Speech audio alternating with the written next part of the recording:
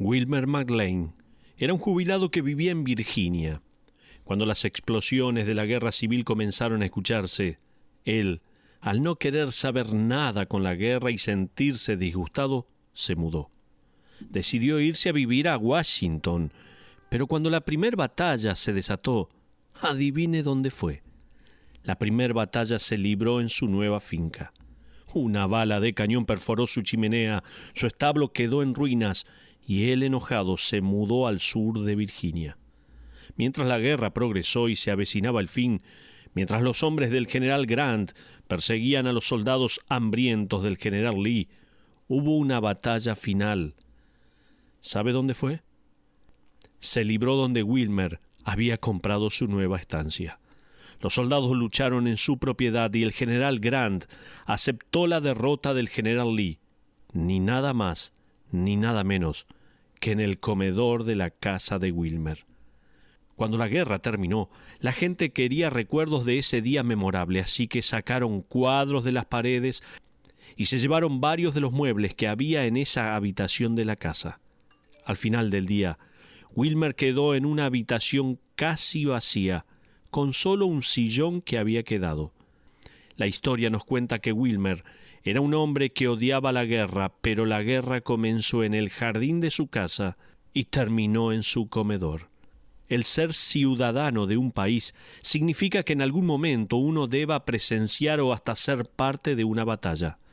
Sin embargo, ser un discípulo de Cristo significa inevitablemente ser parte de una batalla.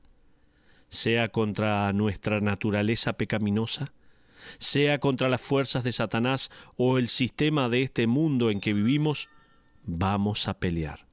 No podemos escapar de esto. Pero me temo que si bien muchos dicen ser discípulos, cuando la batalla recia, sus rifles no emiten sonido. Uno nunca los ve avanzar, nunca los escucha decir, ¡a la carga! ¡Vamos adelante! Jesucristo estaba enfrentando un problema que vamos a ver en detalle en nuestro estudio de hoy. Él tiene una multitud que lo sigue, una multitud de personas que dice, sí, yo sigo a Cristo, sí, soy un discípulo. Jesucristo se da vuelta y les dice claramente cuáles son las marcas de un discípulo verdadero. Él dice en efecto, si usted es un discípulo mío, hay varias cosas que se evidenciarán en su vida. En Marcos capítulo 8 encontramos la penetrante mirada de Cristo. Ahora, permítame desarrollar este estudio que he denominado que los verdaderos discípulos se pongan de pie. Está basado en Marcos capítulo 8, versículos 34 al 38. Fíjese conmigo, por favor, lo que dice Marcos 8:34. Dice la palabra de Dios allí, y llamando a la gente y a sus discípulos les dijo, si alguno quiere venir en pos de mí, niéguese a sí mismo y tome su cruz y sígame. La primera marca de un verdadero discípulo es que va a ser como Cristo. Tome nota. Cosas que un discípulo de Cristo va a negar. Al pasar a ser como Cristo, un discípulo genuino va a negar tres cosas. Primero, este individuo va a negarse al interés personal. Dice la palabra, si alguno quiere venir en pos de mí, niéguese a sí mismo. Esto se podría traducir de forma literal de esta manera. Si alguno quiere venir en pos de mí, debe decir no a sí mismo. Un verdadero discípulo debe negarse a sus intereses personales. Usted seguramente recordará en una ocasión que los que querían ser sus discípulos se le acercaron, pero dieron excusas. Está en Lucas capítulo 14. Un individuo recién había comprado una tierra, otro acababa de comprar unos bueyes y un tercer individuo acababa de casarse. Sus intereses personales se anteponían a seguir a Cristo. Jesús dice, si ustedes verdaderamente quieren ser mis discípulos, aprenderán a decir no a sus intereses personales. En segundo lugar, un discípulo genuino va a negarse a la seguridad. Fíjese nuevamente en Marcos 8:34. Jesús dice, si alguno quiere venir en pos de mí, niéguese a sí mismo y tome su cruz.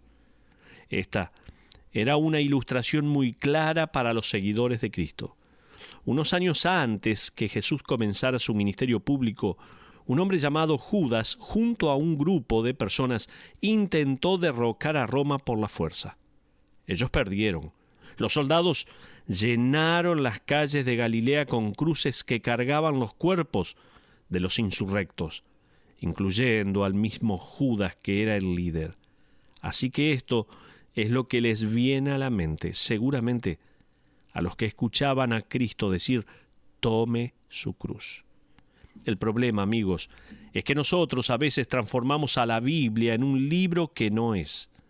La gente que dice, aquí Jesús se refiere a la artritis, a un problema de espalda, a una persona que no quiere perdonar, a un hijo rebelde.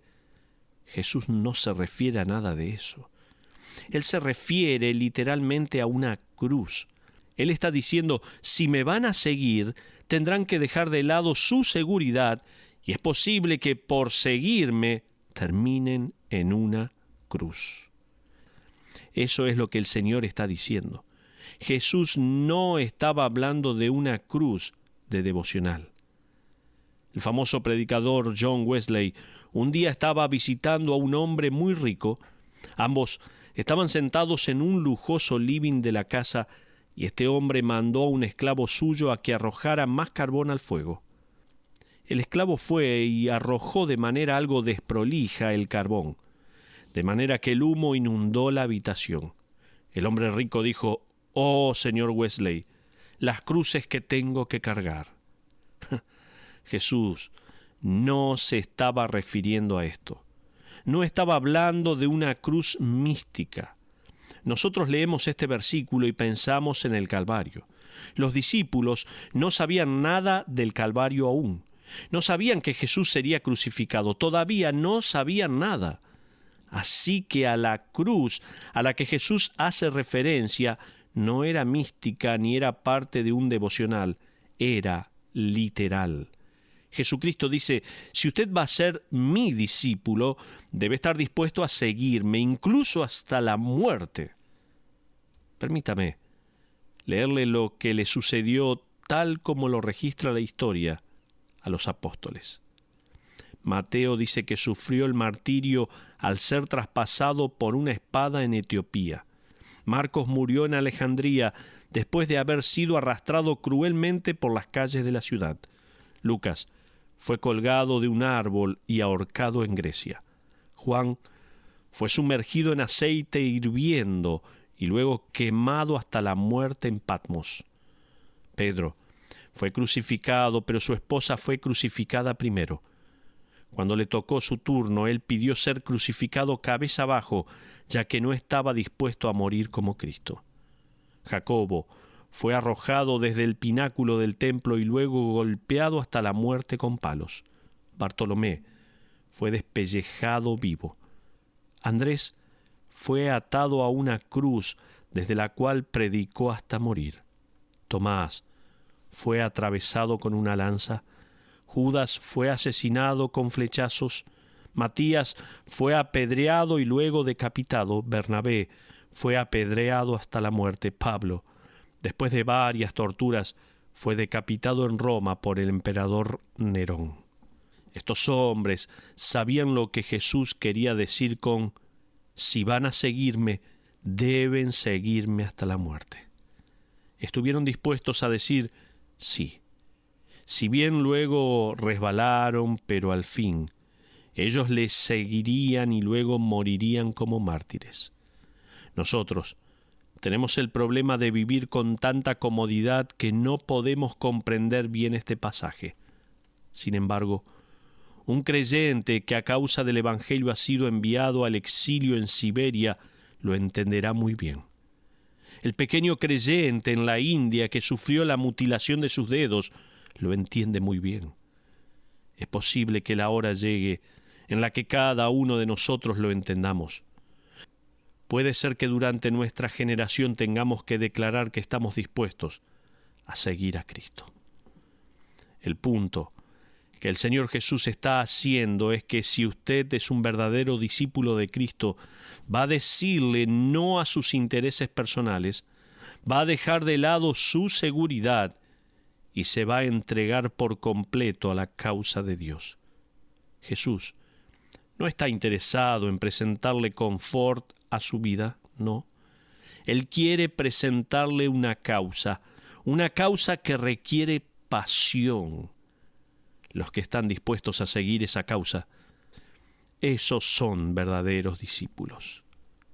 Entonces, dijimos en el estudio de hoy que la primer marca de un verdadero discípulo es que va a ser como Cristo. ¿Cómo? En primer lugar, el individuo va a negarse al interés personal. En segundo lugar, un discípulo genuino va a negarse a la seguridad. Y en tercer lugar, escuche bien, un verdadero discípulo va a dejar de lado el querer ser dueño de su vida. Fíjese lo que dice la última parte del versículo 34. Si alguno quiere venir en pos de mí, niéguese a sí mismo y tome su cruz y sígame. Fíjese que Jesús dice que un verdadero discípulo, que no solo va a tomar su cruz, sino que también va a seguirle. Si uno sigue a Cristo, esto obviamente significa que Él va adelante. Él es quien manda, Él es el gerente de su vida, Él es quien reina. Con mi familia estábamos estudiando el Salmo 23. Cuanto más estudio este Salmo, más obvio se me hace que ese Salmo se condiciona a nuestra habilidad de decir, el Señor es mi pastor. Si no podemos decir, Él es mi pastor, Él es mi líder, Él me guía, Él va al frente, entonces, amigos, Él no es nuestro pastor y puede que no seamos sus discípulos. Ahora permítame resaltar dos cosas. En primer lugar, Jesús no acarameló el llamado a ser discípulo. De hecho, Él por lo general hacía énfasis en lo negativo. Uno nunca encuentra a Jesús sobornando a personas con ofertas para vivir una vida fácil. Nunca. Nunca encontrará a Jesús ofreciendo aumentos de salario, mejor salud, mejor estilo de vida, ni paz mundial. Nunca. Lo que Jesús prometió fue algo semejante a lo que Winston Churchill ofreció cuando asumió como primer ministro de Inglaterra. Él dijo sangre, sudor y lágrimas. Un famoso general italiano le dijo lo siguiente a sus conscriptos: no les ofrezco ni salario ni provisión. Ofrezco hambre, sed, marchas obligatorias y muerte. El que ame a su país con el corazón, no solo de labios, sígame. Qué impresionante, ¿no? Esos también son los términos de Jesucristo. ¿Es usted un verdadero discípulo dispuesto a seguirle aún bajo esos términos? Escúcheme bien. Estamos hablando de que un verdadero discípulo va a dejar de lado el querer ser dueño de su vida. Y estoy resaltando aquí de que Jesús no endulzó el llamado a ser discípulo. No, Él hizo énfasis en lo negativo. Pero en segundo lugar, Jesús nunca esperó que los discípulos hicieran lo que Él nunca hizo. Esto es algo que me gusta muchísimo. Jesús nunca le sugirió a sus discípulos, ven estas cruces, cárguenlas mientras yo los miro, yo los aliento si quieren. Él no es un general de sillón que desde algún lugar del cielo nos manda como si fuéramos peones. No. A mí me gusta mucho el ajedrez. No sé si usted juega, pero yo cuando lo hago sacrifico cualquier cantidad de peones para poder avanzar un paso. Los peones no son importantes para mí y generalmente eso me lleva a perder el partido. Jesucristo no trata a sus discípulos como peones de ajedrez. Él no dice, yo puedo hacer las cosas sin ustedes. Él está muy interesado acerca de cada detalle. Jesús dejó de lado todo interés personal. Él dejó de lado la seguridad. Él no optó por ser el dueño de su vida, sino que hizo todo lo que Él nos pide que hagamos como discípulos. Entonces, en el estudio de hoy, estamos viendo primeramente que un verdadero discípulo va a pasar a ser como Cristo. Pero también déjeme ahora mostrarle que un verdadero discípulo será tratado como Cristo. La segunda cosa que pienso que es una marca del verdadero discípulo es que no solo pasa a ser como Cristo al decirle que no a ciertas cosas, sino que también será tratado como Cristo. Fíjese lo que dice Marcos 8:35. Porque todo el que quiera salvar su vida la perderá, y todo el que pierda su vida por causa de mí y del Evangelio la salvará. Amigos, un discípulo genuino va a identificarse con el carácter de Cristo. Va a ser como Él es. También se identificará con ser tratado como Cristo fue tratado, con rechazo. De la misma manera que Jesucristo fue rechazado y aceptado por los que escucharon el mensaje, usted y yo debemos esperar esa misma respuesta por parte de los hombres. Una de las cosas que más impacta a un creyente nuevo al comenzar a vivir para Cristo es que a la gente no le interesa eso que acaba de revolucionar su vida. Esa persona va a hacer un trabajo al otro día muy entusiasmado, diciéndole a sus compañeros de trabajo, no saben lo que me sucedió. Y los demás lo miran como si fuera de otro planeta. Luego deja de recibir invitaciones de sus conocidos y amigos, y hasta puede ser que no se lo considere para un ascenso porque su jefe ahora lo considera un fanático. Amigos, la gente no va a hacer fila en la puerta de sus casas para recibir a Cristo. No van a venir a decirle, de tan solo observar su vida cotidiana, quiero a Cristo. Eso puede que suceda en una ocasión, pero la gente no va a hacer fila. Uno tiene que tener siempre en cuenta que como discípulo va a experimentar rechazo. Jesús dice en este versículo, porque todo el que quiera salvar su vida la perderá. Jesús sigue refiriéndose aquí a la muerte. Jesús está diciendo que si uno llega a un punto en su vida en la cual las únicas opciones son la cruz o su vida, entonces usted o rechaza a Jesús o muere. Si usted llega a ese punto en su vida, tal como los discípulos aquí, y dice, prefiero vivir antes que morir, entonces quedará evidenciado que usted no es un verdadero discípulo. Es duro, pero es la verdad. Vaya allí en su Biblia a Lucas capítulo 12. Lucas habla un poco más acerca de esto y se explaya más en este punto. Lucas 12, desde el versículo 4 hasta el versículo 7, dice así la palabra. Mas os digo, amigos míos, no temáis a los que matan el cuerpo y después nada más pueden hacer. Pero os enseñaré a quién debéis temer. Temed a aquel que después de haber quitado la vida, tiene poder de echar en el infierno. Sí, os digo, a este temed. ¿No se venden 5 pajarillos por 2 cuartos? Con todo, ni uno de ellos está olvidado delante de Dios. Pues aún los cabellos de vuestra cabeza están todos contados. No temáis, pues más valéis vosotros que muchos pajarillos. Ahora, permítame hacer una pausa aquí y darle algo que Jesús le dio a sus discípulos. Él les dijo, en efecto, si van a ser discípulos genuinos, serán más como yo. Si van a ser discípulos genuinos, serán tratados como me tratan a mí. Esto causa temor en nuestros corazones, ¿no es así? Nosotros automáticamente pensamos, un momento, a mí me cuesta cuando me rechazan, no me gusta que me maltraten, me da mucho miedo pensar en la manera en que la gente va a reaccionar conmigo. Pero siguiendo adelante, Déjeme darle 3 razones en este pasaje por las cuales no debemos temer.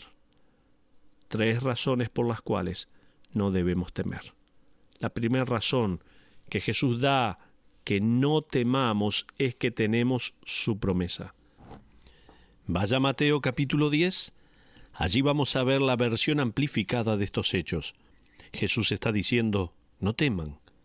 Este evangelio nos da la historia completa. Vamos a comenzar en Mateo capítulo 10, versículo 25. Jesús dice que cuando somos sus discípulos y pasamos a ser como Él, seremos tratados como le trataron a Él. Dice la palabra de Dios, bástale al discípulo ser como su maestro y al siervo como su señor. Si al padre de familia llamaron Belcebú, ¿cuánto más a los de su casa? Él está diciendo, cuando caminé por esta tierra hice magníficos milagros, hice muchas maravillas y señales y me llamaron Satanás. Ahora, si a mí me llamaron Satanás, cuando soy el Cristo y hago todas estas maravillas, ¿cómo es que ustedes no esperan ser llamados Satanás? Ustedes deben esperar más rechazo que yo. Pero continuemos con el versículo 26. Allí leemos, así que no los temáis, porque nada hay encubierto que no haya de ser manifestado, ni oculto que no haya de saberse. Sea lo que fuere, que experimentemos rechazo, burla o lo que sea, una de las cosas más maravillosas de vivir para Cristo es saber que existe una promesa de exoneración, de vindicación. Un día, amigos, los Hudson Taylors, los George Mullers, los Moody's, los Charles Spurgeon, y puede también poner su nombre allí, serán vindicados. Un día Dios traerá justicia.